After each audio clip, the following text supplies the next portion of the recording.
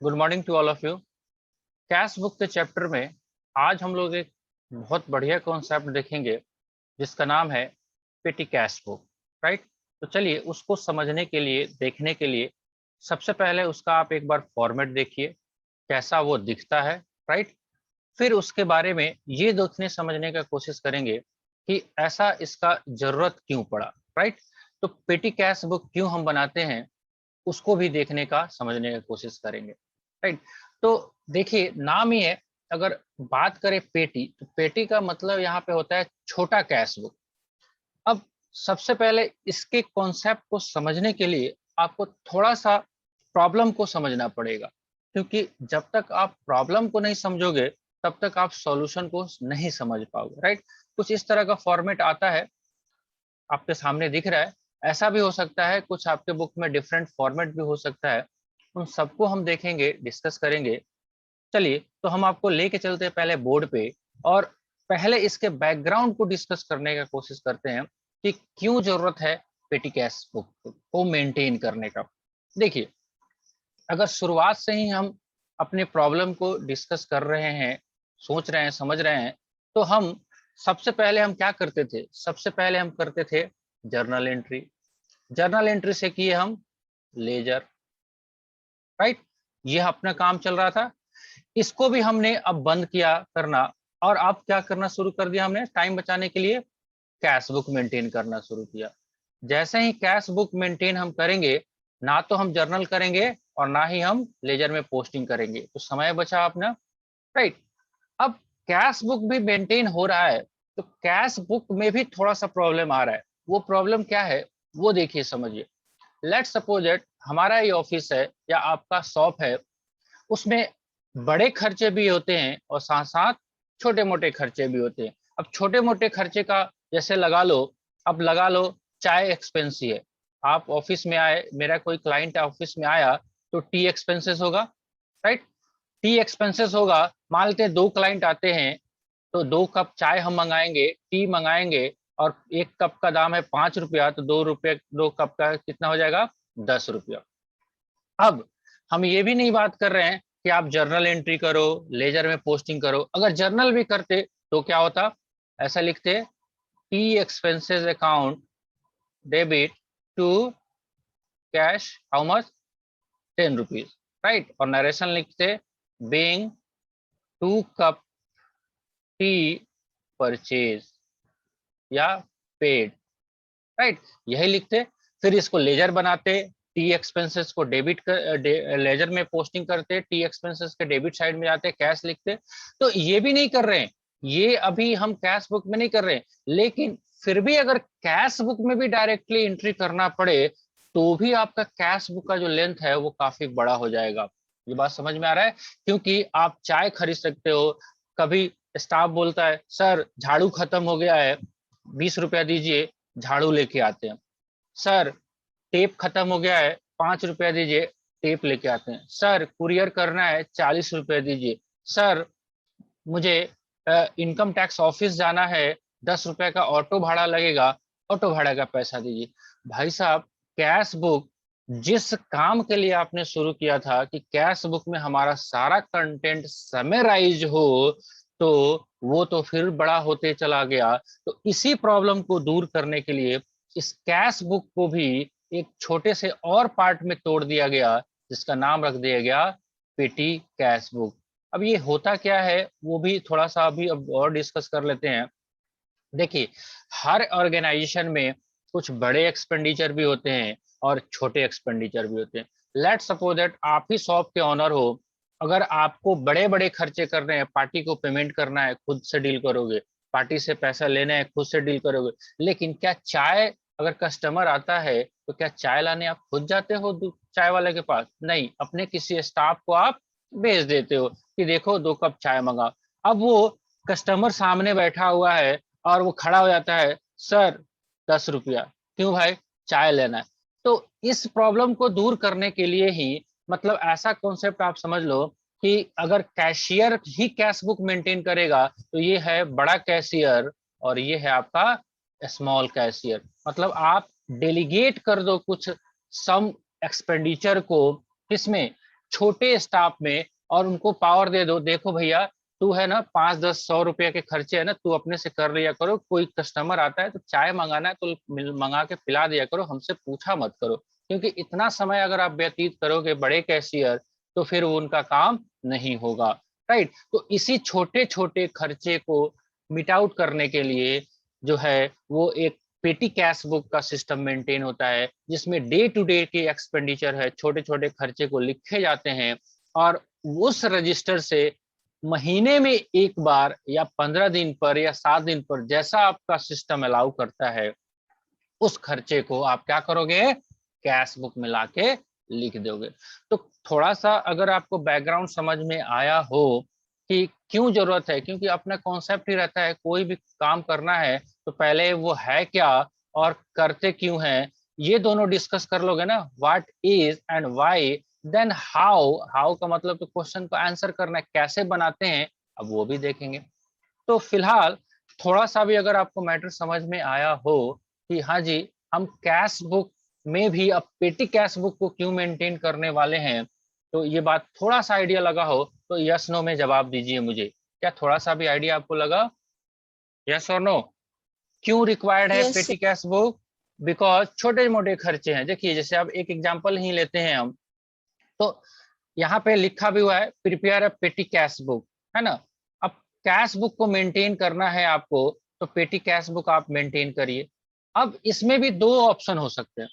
अब मान लेते हैं आपका स्टाफ है उसको आप 5,000 का सैलरी पे रखे हुए हो, अब वो खर्चे करने के लिए दो ऑप्शन हो सकते हैं, या तो वो पहला खर्चा करे और बाद में महीने के अंत में आप उसको हिसाब दे दो, लेकिन वो बोलेगा साहब मेरे पास पैसे कहाँ रहते हैं, अगर इतने पैसे रहते तो मैं आपके यहाँ जॉब ही करता, एक काम करो आप मुझे एडवांस दे दो, तो है ना। तो कैश पेटी कैश बुक में मान लेते हैं जो भी आपका सिस्टम अलाउ करता है कि चलो भैया आपको 10,000 रुपये एडवांस दे के रखेंगे, है ना, और जो खर्चे होते जाएगा कम करते जाना, अब जैसे ही 10,000 से कम होगा फिर आप मुझसे एडवांस ले लेना। तो इस सिस्टम को हम बोलते हैं इम्प्रेस सिस्टम, मतलब हमने आपको एडवांस में पैसे दे रखा है, किसको, स्टाफ को, छोटे वाले स्टाफ को जो कि छोटे छोटे खर्चे करेगा। देखिए ना यहाँ पे जैसे ही आपने एडवांस दिया उसको तो वो अपने यहाँ कैशियर क्या लिखता है, रिसीव 10,000 फॉर पेटी कैश बुक, तो कहाँ से निकल के आया ये, कैश बुक से 10,000 रुपया निकाल के आपने किसको दे दिया, छोटे कैशियर को, छोटा अकाउंटेंट को, ले भाई 10,000 रुपया ले अब मजे कर, अब तू पूरे महीने के छोटे छोटे खर्चा करते रह। अब देखो खर्चा करना शुरू किया, ये भाड़ा पे 800, bus fare 400, speed post 200, stationery 700, courier service 300, taxi का भाड़ा 800, वेजेस 300, वेजेस फिर 400, चैरिटी 500, न्यूज़पेपर जो उसको एक्सपेंडिचर का अलाउ करने का आप दोगे वही करेगा वो 600, सोप खरीदा, साबुन खरीदा 320, स्पीड पोस्ट किया 300, पोस्टेज पे किया 780 का, कुर्सी बनवाया 500, रिफ्रेशमेंट किया कस्टमर को 900। तो ये सारे अब कैसे लिखे जाएंगे, तो कुछ ऐसा फॉर्मेट आपको दिखेगा, आपके बुक में भी अवेलेबल होगा। करते क्या है हम लोग ये इम्प्रेस सिस्टम में कि हमको यहाँ पे हेडिंग बना देना है पेटी कैश बुक, राइट। अब कॉलम को थोड़ा सा ध्यान से देखिएगा, इस कॉलम को बिना लिखे हुए आपका प्रैक्टिस नहीं होगा। अब देखिए क्या है कि जो भी डेट वाइज आप एक अलग से रजिस्टर बनेगा पेटी कैश बुक का, सबसे पहला कॉलम होगा अमाउंट रिसीव, राइट। तो कितना पैसा हमने दिया है उसको, 10,000 रुपया, कब, 1 तारीख को। अब क्या करेगा इसमें से, अब वो नरेशन का एक कॉलम बनाएगा और एक टोटल अमाउंट का कॉलम बनाएगा, और उसके अलावा जो भी छोटे छोटे खर्चे होते जाएंगे उसके लिए एक कॉलम बनाते जाएगा, जैसे वो आते जाएगा वैसे वो खर्चे का कॉलम एक बनाते जाएगा। अब 1 तारीख को कैश केवल आया है 10,000, कोई खर्चा नहीं हुआ है तो डैश डैश लिख के वो छोड़ देगा, राइट। 3 तारीख को कार्टेज पे 800 रुपया उसने खर्चा किया है, तो पहले लिखेगा कार्टेज वाले कॉलम में 800, और 800 यहाँ पे भी क्या करेगा टोटल में भी डाल देगा। तो जो खर्चे होते जाते हैं कन्वेंस, पोस्टेज, राइट, ये स्टेशनरी, ये सारे खर्चे एक एक करके लिखते जाएंगे और डे वाइज टोटल भी करते जाएंगे। तो आप जब देखोगे 15 अप्रैल तक इसने 7,800 खर्चा कर दिया, राइट, तो अभी इसके पास कितना बैलेंस बच गया, 2,200 रुपया। अब बिकॉज इम्प्रेस सिस्टम पे ये मेंटेन हो रहा है, तो अपना इम्प्रेस कितना रखना है, जब भी हिसाब होगा 10,000। तो क्या करेगा प्रोप्राइटर या बिजनेस का ऑनर, वो अच्छा कहेगा चलो 10,000 मैंने दिया था, तूने 7,800 खर्चे कर दिए, अब तेरे पास 2,200 बचा हुआ है, तो क्या करेगा 7,800 और दे देगा, तो 10,000 फिर से पूरा हो जाएगा। तो ये एक सिस्टम है बिजनेस में कि छोटे मोटे खर्चे को आप क्या करो कि आप अपने छोटे स्टाफ में डिवीजन कर दो कि ये लो भैया 10,000 रुपया रखना। अब ये डिपेंड करता है आपके ऑर्गेनाइजेशन के साइज पे। अगर आपका शॉप छोटा है तो आप इम्प्रेस्ड 1,000 का भी रख सकते हो। जैसे हम लोग भी प्रैक्टिकली अपने ऑफिस में ऐसे ही करते हैं, जो भी हमारे स्टाफ है उनको 1,000 2,000 3,000 पैसे दे देते हैं। वो डे टू डे में जो भी कस्टमर आते हैं उनको चाय पिलाना है, तो हम केवल कह देते हैं हाँ हाँ जी भाई साहब 4 कप चाय मंगवाइए। तो चाय आता है, पानी वाला आता है, रोज 20 रुपया लेता है, तो क्या मुझसे आके वो लेता है? मैं उससे भेंट भी नहीं करता हूँ, मुलाकात भी नहीं करता हूँ, वो मेरे स्टाफ हैं, उन्हीं से वो 20 रुपया लेके चला जाता है। मेरा स्टाफ क्या करता है, वो एक रजिस्टर ऐसे ही मेंटेन किया हुआ है, वो डे टू डे के खर्चे को वो क्या करता है, नोट करता है, और एक बार 15 दिन पे या 1 महीना पे मुझे आके बता देता है कि देखिए भैया साहब, आप सर आपका ये आपका खर्चा हुआ है, आप कर लो। अब एक बार में हम क्या करेंगे, हम जैसे ही एक बार जैसे हिसाब दे देगा ना, तो एक दिन हम 15 तारीख के डेट में हम जाके ये सारे खर्चे को एक जगह लिख लेंगे, तो मेरा थोड़ा सा पेपर भी बचेगा, मेरा थोड़ा सा मैन पावर भी बचेगा, राइट। अब छोटे मोटे खर्चे उसमें इतना क्या चेक करेंगे, अब चाय 2 कप की जगह 3 कप ही किसी को पिला दिया, या 2 कप ही पिलाया, उसने 3 कप का खर्चा लिख लिया, मान लेते हैं चलो भैया किया होगा, उतना पीछे पड़ने की आवश्यकता नहीं है। क्योंकि वर्क भी एबीसी एनालिसिस पे किया जाता है। जो बड़े एक्सपेंडिचर है या बड़े डिसीजन है वो टॉप लेवल के मैनेजमेंट लेंगे, जो उससे छोटे लेवल के एक्सपेंडिचर हैं वो उससे सबॉर्डिनेट लेंगे, और उससे भी छोटे लेवल के जो है वो चाय पानी खर्चे तो छोटे को दे दो, राइट। अदरवाइज पता चला कि आपके पास कस्टमर बैठा हुआ है और आप चाय लेने के लिए दुकान पे गए हो, तब तक दूसरा कस्टमर आया चला गया, आप कितना बचाए हो, 5 रुपया बचाया और 500 गवा दिया। तो इसलिए वर्क का डिविजन करना भी आवश्यक है। तो थोड़ा सा कॉन्सेप्ट ये था आपका पेटी कैश बुक का। होप सो आप लोगों को समझ में आया हो, या अभी भी कोई माइंड में दुविधा है तो कुछ शेयर करिए। मेरे हिसाब से पेटी कैश बुक का यही कॉन्सेप्ट है। आप देखिए पॉइंट ऑफ नॉलेज में भी थोड़ा सा हम पढ़ देते हैं, आपको और आइडिया लग जाएगा। Petty cash book is a book which is used for the purpose of recording expenses involving petty amount, छोटे छोटे अमाउंट को। Beside petty petty cash book is prepared by petty cashier and act as a petty cash account. It is maintained as in a business. A small payment such as for conveyance, stationery, cartage, etc. have to made. If all these expenses are recorded in unnecessarily large, right? थोड़ा सा और इसका screen छोटा हो रहा है I think, 1 second, थोड़ा सा छोटा कर देते हैं।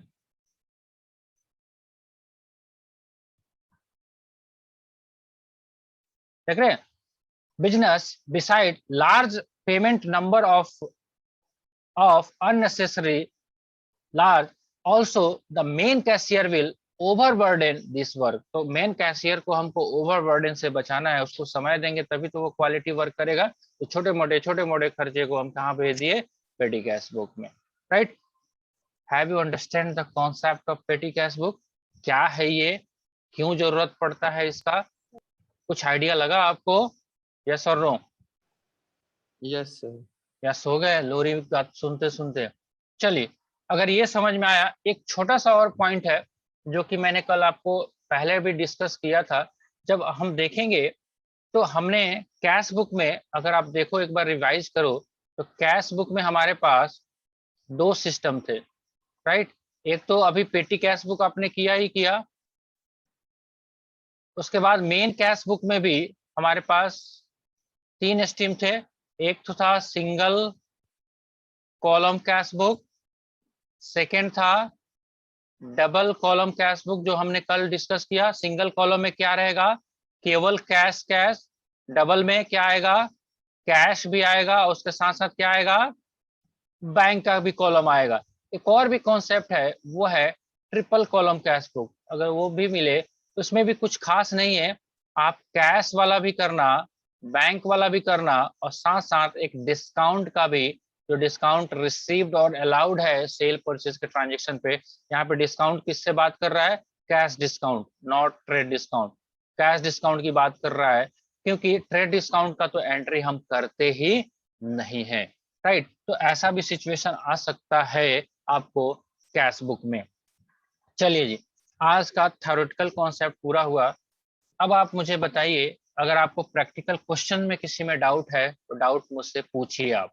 हाँ जी, सर। हाँ जी। नहीं सुनाई दिया मुझे, दोबारा से बोलिए। अगर आपने कुछ बोला होगा तो वॉइस कट गया था। थर्ड में है, क्या? Illustration third. इलस्ट्रेशन थर्ड जो स्क्रीन पे है वो आपके बुक का? सर मेरे बुक का। तो वो आपके बुक का, मैं आप लोग कहता हूँ कि पहले से पिक्स खींच के भेज दिया कीजिए, तभी तो। हम तो संजय तो है नहीं ना कि धृतराष्ट्र के पास बैठे हैं और महाभारत का युद्ध दिखे। आपके बुक का क्वेश्चंस मेरे पास अवेलेबल नहीं है, तो आपको उसको सेंड करना पड़ेगा अर्लियर। अब बैच बीच में चलते रहेगा, आप भेजेंगे तो थोड़ा सा टाइम आपका भी वेस्ट होगा, मेरा भी वेस्ट होगा, राइट। चलिए, फिर भी उसमें अगर पूछ के आप पूछ सकते हैं तो मैं बता देता हूँ। पूछिए, क्या पूछना चाहते हैं? क्वेश्चन है इशूड चेक टू क्रेडिटर, इसको कैसे एंट्री चलिए, करेंगे? Issued cheque to creditor. Who is the creditor? Creditor कौन होते हैं ये बताइए। जो उधार लिए हुए हैं। लिए हुए हैं या उससे हमने लिए हुए हैं? थोड़ा सा हिंदी भी उससे समझा। हमने लिया है। उससे हमने लिया है, तो जिससे भी हमने सामान परचेज किया होगा तो हमने क्या लिखा होगा? Purchase account debit to creditor account, right. अब उसको पेमेंट करोगे कि नहीं करोगे? जब ईएमआई लिया है तो चुकाना भी पड़ेगा। क्रेडिटर ने आपको गुड्स सप्लाई किया है, तो आपने क्या एंट्री किया होगा? Purchase account debit to creditor. अब उसका पैसा बाकी है, जो भी अमाउंट है, अब उसको चेक दोगे। तो चेक जब दोगे तो क्या होगा? Creditors account debit to bank. अब ऑल दो हमको एंट्री तो करना नहीं है, कैश बुक मेंटेन करना है, राइट। तो कैश बुक में हम क्या करेंगे? पेमेंट साइड में जाएंगे, और कौन से कॉलम में? अगर ये कैश का कॉलम है और ये बैंक का कॉलम है, तो हम क्या लिखेंगे? By creditor. कितना, जितना अमाउंट है, कितना अमाउंट है बताइए? How much the amount? 15,000? 1500। 1500? तो लिख दीजिए बाई क्रेडिटर, और बैंक वाले कॉलम में 1500 लिख दीजिए। चेक से पेमेंट गया है, गया है तो क्रेडिट साइड में, आया है तो डेबिट साइड में। कैश आया है तो कैश कॉलम में, बैंक से चेक आया है तो बैंक वाले कॉलम में। आपने पेमेंट किया है कैश में तो पेमेंट साइड में, कैश कॉलम में। अगर आपने चेक दिया है तो बैंक कॉलम में। सीधा बात, सिंपल सा 4 रूल ही तो करना है। कैश बुक डबल कॉलम, अगर ये डबल कॉलम कैश बुक है, ये है कैश का कॉलम और ये है बैंक का कॉलम, राइट। अगर जो भी पैसा आएगा, आने वाला इधर होगा। अगर रोकड़ा आया तो इसमें, अगर चेक आया तो इसमें। जो भी आप पेमेंट करोगे, राइट, तो कैश में अगर रोकड़ा करोगे तो कैश वाले कॉलम में, अगर आप चेक से करोगे तो बैंक वाले कॉलम। सीधा बात है, राइट। आई थिंक समझ में आया आपको? यस और नो? यस सर, एक और हाँ, क्वेश्चन है। हाँ बोलिए, बोलते चलिए। Cash sales of 1,20,000 of which banked on 20 April. Cash sales on, sir आवाज नहीं आ रही।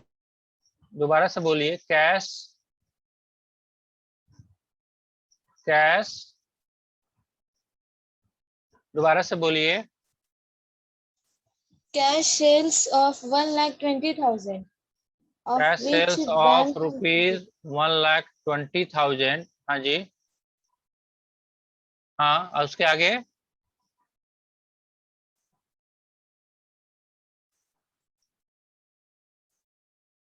उसके आगे of 1,20,000 of which banked on 20 April 1 lakh. On which banked on 20 April 1 lakh. 1 lakh. ठीक है, ये किस डेट का ट्रांजेक्शन है ये बताइए, क्योंकि 20 तारीख को तो 1 लाख जमा किया है। ये वाला एंट्री का डेट बताइए मुझे। 16 अप्रैल। 16 अप्रैल। देखो सिंपल सा बात है, अगर लैंग्वेज को आप समझना, अब तो काफी दिन से आप यूज कर रहे हो अकाउंटिंग टर्मिनोलॉजी को, सीधा बात है 16 अप्रैल को सेल किया गया है, वो भी कैश में। कितना? 1,20,000 का। तो जब आप कैश बुक में जाओगे लिखने, तो आप कैश बुक जब बनाओगे, सिंपल सा ध्यान से देखिएगा, कैश बुक जब आप मेंटेन करोगे तो आप लिखोगे ऐसे, कैश बुक का फॉर्मेट बनाओगे, राइट। इस कैश बुक में 2 कॉलम होंगे, इधर डेबिट साइड में भी, और 2 कॉलम होंगे क्रेडिट साइड में भी। ये है आपका कैश का कॉलम और ये है आपका बैंक का कॉलम। इधर भी कैश का कॉलम और बैंक का कॉलम, और इधर डेट भी रहेगा, राइट। ठीक है, सिंपल सा सोचिए, थोड़ा सा आपको कॉन्सेप्ट, थोड़ा सा आपका ब्रेन वॉशिंग करना चाहता है, बहुत मुश्किल नहीं है लेकिन बस थोड़ा सा करना चाहता है। अब आप ये बताइए, आपने 16 तारीख को सेल किया है, कितना? 1,20,000 नगद में किया है। तो आप 16 तारीख के एंट्री में आपको क्या आएगा? 16/4 में क्या आएगा? 2 सेल्स। कितना आएगा? 1,20,000। अब पैसा आपने बेचा, आपने क्या किया? गल्ले में ले लिया, आपके पास कैश में आ गया एंट्री। बैंक वाला कॉलम में कुछ लिखेंगे? नहीं लिखेंगे। अब चलते हैं 20 तारीख को। ये जो 1,20,000 आया था, आपने 4 दिन है काउंटर में पैसे रखे। अब कहता है कि उसमें से 1 लाख रुपया ऑफ विच बैंक्ड ऑन का मतलब क्या हुआ? आपने बैंक में ले जाके जमा कर दिया। आपको ऐसा सिंपली नहीं बोला 20 तारीख में जाके कि डिपॉजिटेड इनटू बैंक, थोड़ा सा आप घुमा दिया आपको, है ना। आपको क्या नहीं बोला डायरेक्टली? आपको ये नहीं बोला कि हमने बैंक में पैसा जमा किए हैं 1 लाख। आपको कहानी बनाया कि देखो जब बेचे थे ना 1,20,000, उसी में से 1 लाख रुपया हम 20 तारीख को ले जाके बैंक में जमा किए। तो सिंपल सा बात है, बैंक में जमा करने का क्या एंट्री होगा? तो 20 तारीख में जाओगे, 20/4 में, तो पैसा बैंक में जमा होगा तो कैश पहले निकलेगा। तो बाई यहाँ लिखेंगे बैंक, कैश वाले कॉलम में 1 लाख, राइट। और साथ ही साथ 20 तारीख को टू कैश यहां भी लिखेंगे, किस वाले कॉलम में? बैंक वाले कॉलम में 1 लाख। अब ऑल दो हमको मालूम है कि पैसा ही जमा हुआ है, तो हम इसको क्या डिनोट कर देंगे? सी से, कॉन्ट्रा, राइट। ऐसा ही बनाया होगा आई थिंक, आप देखिए। तो सिंपली बात है, 2 ट्रांजेक्शन को मिक्स कर दिया और डायरेक्ट नहीं करके इनडायरेक्टली बोल दिया। आई बात समझ में?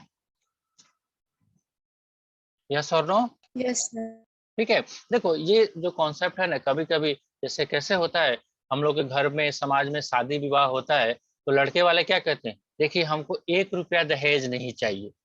लेकिन अब शादी हो रहा है तो लड़की वाले जो है, आप कुछ मत दीजिएगा हमको, बस लड़की का वो सोने का हार दे दीजिएगा, एक वॉशिंग मशीन दे दीजिएगा, एक टीवी दे दीजिएगा, हमको कुछ नहीं चाहिए। भाई साहब ये बताओ, आप इनडायरेक्टली सीधे सीधे बोलो ना दहेज चाहिए, तो वही सेम टू सेम इस क्वेश्चन में भी आपको आ रहा है। ये डायरेक्टली अगर बोल देता कि 20 तारीख को आपने पैसा जमा किया, तो क्या हो जाता? नहीं बोला, वो कहानी बना रहा है, देखिए हमको दहेज नहीं चाहिए, लेकिन क्या करिएगा, एक फ्लैट पटना में खरीद दीजिएगा। दहेज के बिल्कुल हम खिलाफ है, हम नहीं लेते हैं दहेज, लेकिन एक दहेज दे दीजिएगा, दहेज नहीं दीजिएगा, एक फ्लैट खरीद दीजिएगा पटना में, ताकि आप ही लोग को तो रहना है, आप ही की लड़की तो आएगी तो रहेगी।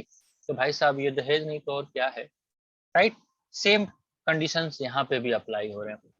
फिर भी मैंने कोशिश किया आपको समझाने का, समझ में आया? हाँ जी, और भी डाउट है? Yes sir. और भी डाउट है? No sir. ठीक है, अगर नहीं है तो लगभग आपका थ्योरेटिकल कॉन्सेप्ट खत्म हो चुका है आप लोग का।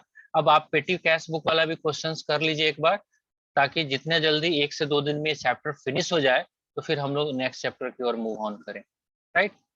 कॉन्सेप्ट बहुत हम स्लोली चल रहे हैं अभी, और कोशिश भी कर रहे हैं, आपको टाइम भी दे रहे हैं कि आप पूरा भरपूर से बनाइए, क्योंकि बेसिक चीजें हैं। 11th में जो चीजें आप सीख लोगे, समझ लोगे, आगे जाके ये बहुत काम आने वाला है, राइट। अगर डाउट नहीं है तो क्लास को एंड करते हैं हम लोग, मिलते हैं हम लोग कल के लेक्चर में। और आपसे रिक्वेस्ट है कि जो भी क्वेश्चन ऑफ पेटी कैश बुक का भी है वो भी आप प्रैक्टिस करेंगे, बनाएंगे। थोड़ा सा टाइम लगेगा पेटी कैश बुक बनाने में, क्योंकि फॉर्मेट बड़ा है, आपको टाइम लगेगा उसको फॉर्मेट को खींचने में, लेकिन बनेगा क्वेश्चन, राइट। ठीक है जी, अलविदा for today session, we will meet on tomorrow. Okay, happy day, enjoy yourself, खूब पढ़िए, मस्त रहिए। चलिए मिलते हैं कल के लेक्चर में हम लोग।